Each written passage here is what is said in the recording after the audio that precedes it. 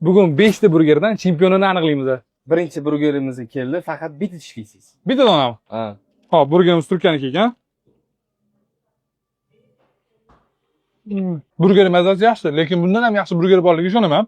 Men buni 3-o'ringa qo'yaman. Okaman buni sizga. Bu MBC'ning firminniy burgeri. O, ko'rinishi turibdi. O, sirlari lekin chetlaridan oqib turibdi.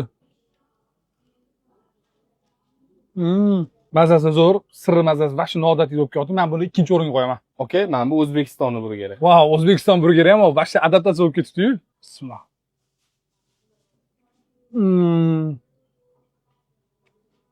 Mazasi lekin rosa ham zo'r ekan. Go'shtlari yumshoq bo'lib pishgan. Men buni bemalol 1-o'ringa qo'yaman. Birinchi o'rin qo'yasiz. Ha? Bundan keyingilari zo'r bo'lishi mumkin-ku. Endi bunisini vaqt ko'rsatadi. Koreyani burgerini yeb ko'ring. O, Koreyani burgeri ekan. Tovuq go'shtidan tayyorlangan ekan.